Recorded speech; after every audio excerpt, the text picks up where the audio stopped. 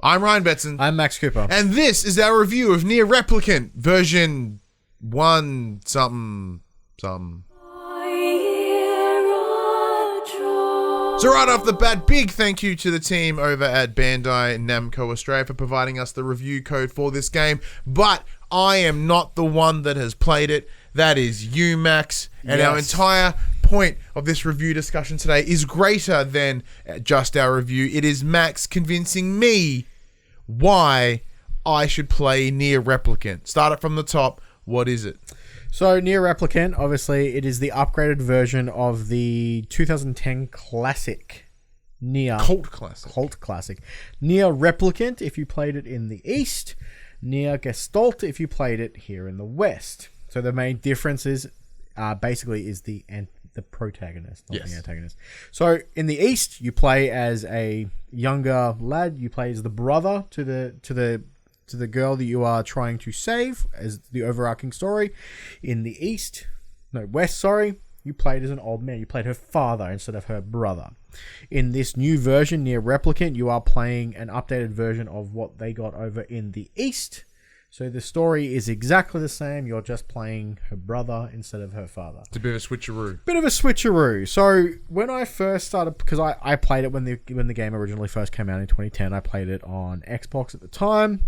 Played as the older gentleman, and the story I found super compelling. You were this father figure, you were the protector of the area, and you went on these epic quests to save your daughter.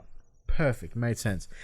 And in this, to begin with, it was this really weird, jarring sensation of, I don't know if this hits as well because it's a brother-sister dynamic. Now, obviously, I'm a brother, I have a sister. There's not much I wouldn't do for her. Like, there's times when, siblings bicker. But I felt like the drive was a little bit stronger when I was playing as a father figure. Now, at the time, I wasn't a father. I am now. Do you think it would hit harder now? It definitely would hit. It's so much harder now because, there's nothing you wouldn't do for your child. Yeah, man. But anyway, so the story is, your sister has been afflicted with this illness, and you're on this epic quest to go and try and find a cure for the uncurable disease. So, action RPG, absolutely fantastic. It's stuck in this time. I feel that it's stuck in its own time period. Okay. So although everything has been updated, the visuals are a lot better, a lot crisper, neater. The color palette for the game is still rather drab and dreary. Now, because the PS3, Xbox 360 era was known for their browns and greys. So that still applies here, and to a degree, it does work for the themes and the atmosphere of the game. Like this is one of those post-apocalyptic endings, so it makes sense. Like they're in a drab and dreary world. Everyone's oppressed. There's monsters roaming the lands. Their villages are constantly under attack. So yeah, everyone, it's dreary, but shit stuff. But it looks amazing. It does really fit the setting. One of the biggest things in this game, in my opinion, is the soundtrack. The soundtrack for this game is absolutely phenomenal. It was redone for the new upgraded version, and it just sets the atmosphere brilliantly. The highs, the lows, kicks in perfectly during combat. Nice mellow background noise during the really heartfelt somber moments during the gameplay. Another massive thing that they did is it's now fully voice acted, and that makes so much of a difference when playing a game that is as story driven as what NieR Replicant is. Like having the actors actually, as opposed to just reading the words on the screen, it does really make that much of a difference. Again, in my opinion. So this game is an offshoot of a Drakengard ending. So this whole series is a spin-off. So NieR Automata, they all came from a completely different game, which I find absolutely amazing. Now, much like NieR Automata, they upgraded the battle system for NieR Replicant to fit more in line to that of NieR Automata. So it's still your standard hack and slash game. You can dodge roll, there's blocking, and in this, you find fairly early on in the game a book, Grimoire Weiss, and he grants you essentially magical abilities as you level up and unlock them throughout the game. So you've got your standard health, magic, and you go nuts in the combat. Really good fun. Lock-on systems, standard heavy attack, light attack, stuff like that. Really good. They also added in NieR Replicant the ability to, if you're playing on the easier difficulty, so there's 3 difficulty settings at the start: easy, normal, hard. If you're playing on easy mode, you can turn on assist mode. So what assist mode basically does is, if you're not very good at blocking or parrying, you can turn the assist mode on for blocking and parrying, where the game will automatically parry and block as needed. If you're still having a little bit of trouble, you can set it to automatically use magic attacks for you. So you control the melee combat, and it'll just spit out spells as needed. Okay. Can also still keep blocking, parrying for you. Or if you really want to go whole hog and you just really want to enjoy the story, but combat's not your strong suit, you can turn it up to max. It'll do everything for you. Lock on, standard attacks, dodging, blocking, magic, everything. And you can kind of just enjoy it as the story that it's telling you. So if combat's not your strong suit, but you're really interested in the story, how it all came to be, this is not a bad way to play the game. You essentially just move your character around and it kind of does everything that it needs to do. I find that the story was compelling enough to bring me through. So I'm on my second playthrough at the moment. I got ending A on my first playthrough. So on my second playthrough, I'm going back to try and get the rest of the endings. Now, I think there's 5 in total, so not as many as NieR Automata, a little bit easier. 20-something. A little bit easier to deal with. So on my second playthrough, I shifted it down to easy mode. I played on normal when I first played through the game. I shifted it down to easy, checked out the auto battle system, and I'm kind of just running through, doing some side quests, learning a little bit more about the world. Now, part of this review was me trying to sell you on the game. Yeah, so for anyone that knows myself or watches this channel or watches this show, you'll know that I am very much not a fan of a JRPG. That's not my thing. I can't really get into it. It's just, there's a lot of different factors in that genre that turn me off. Yeah. But you think this can break through that? So, with the use of assist mode, just playing it as a story, I think may be compelling enough for you. But there's farming in this game.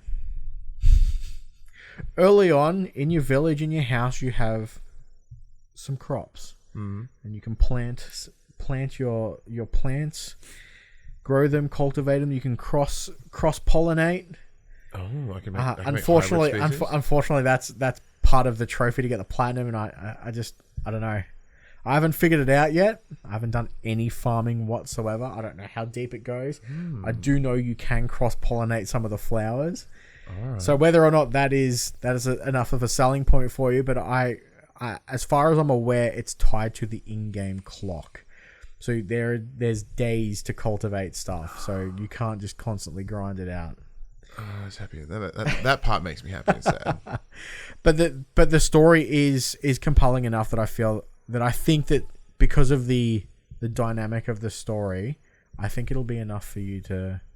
The story is interesting enough to pull you forward.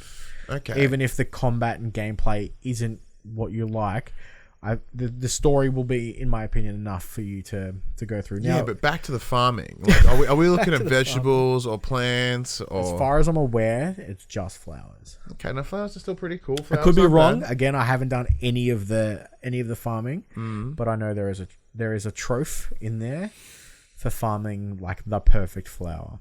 Okay.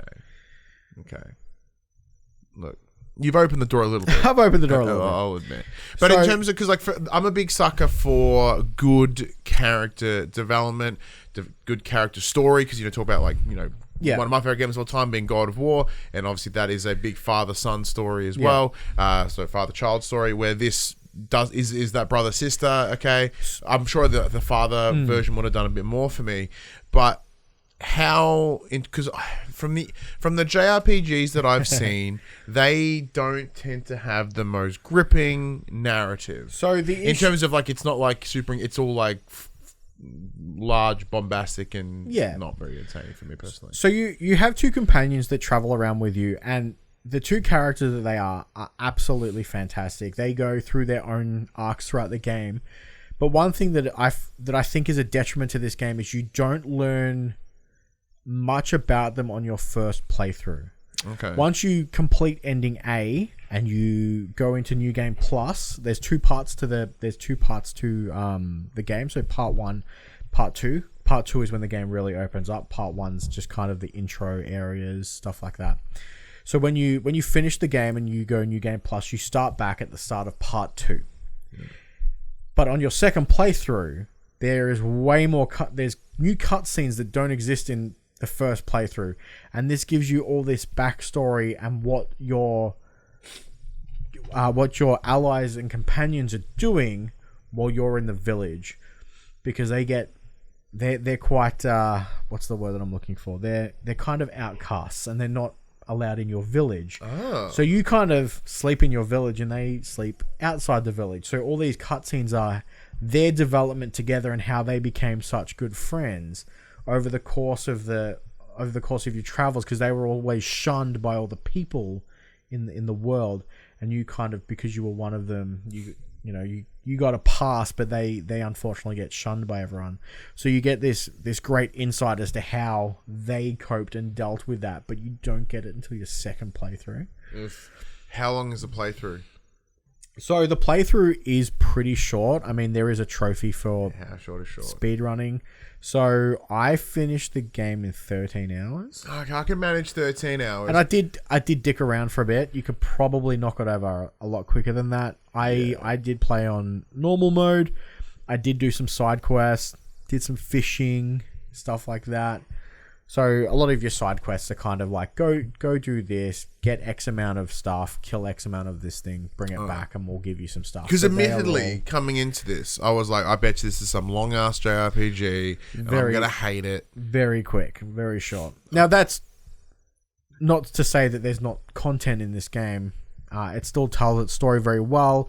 It's still very well paced. It's not rushed in any way because it's a shorter duration. To me, as a father and a guy that works full time, similar to yourself, like, time is valuable. I do not have time to fuck ass around in big 60, 70 hour games. I don't do it.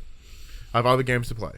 So this other things to do. This can be tidied up in around 15 hours at most. That is certainly enticing me. If the shorter game period. If you purely golden path it, you could probably knock it down even further. Okay.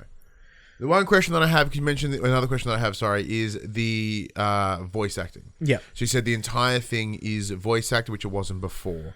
How weeby are we talking here from a voice acting perspective? It's not one of those overreacted, hyped up voices. No, it's well done. Shit, yeah, all right. Well, now, that actually in saying changed that, my there thoughts a lot. There is quite one of your companions is quite the colourful speaker. So just lots of swears. Lots of swears. Yeah, that's my kind of guy. Lots of swears. Lots of the banter between the book, because the book can talk, obviously, magical book. Yep. The banter between the book and the protag and his companions is absolutely fantastic. Okay. It's well worth playing it just for the one-liners. And would you recommend, for those that are interested in the NieR series, knowing that this is a remake of the original, should they play Automata first or should they play this first? Because I played Automata for like an hour and a half. So NieR Replicant does have a canon ending that leads into Automata. Okay. But it's not the first one. It's one of the other endings. God damn it. Yeah.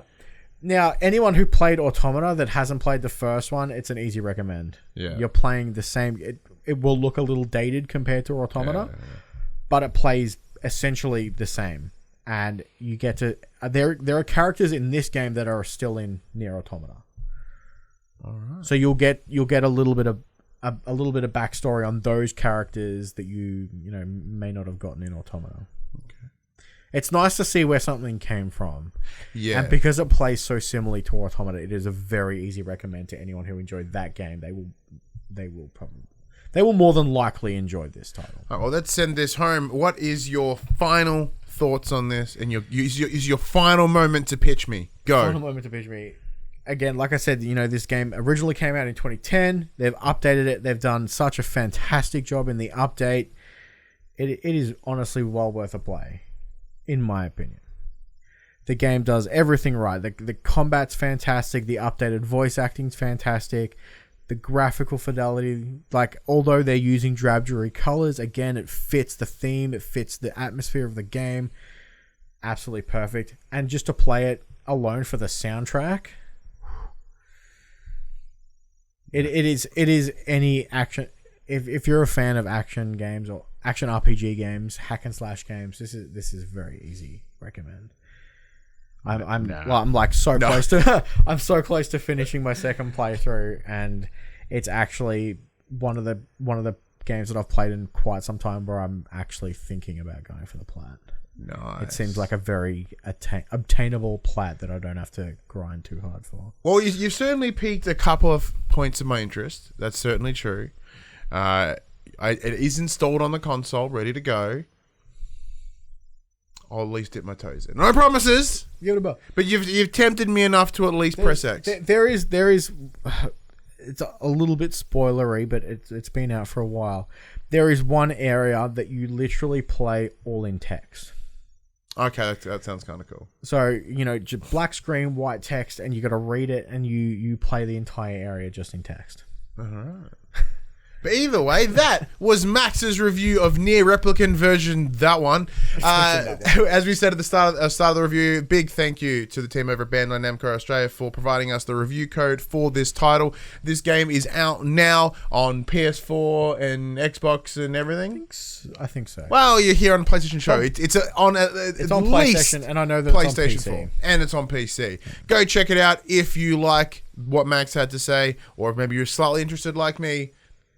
Go from there. If you have any other questions, if I missed anything, please comment below. Send me a DM. Yeah, let us know our thoughts. All the social links are in the description below, as well as those comments. Thank you, Max. Thank you. See you in the next one.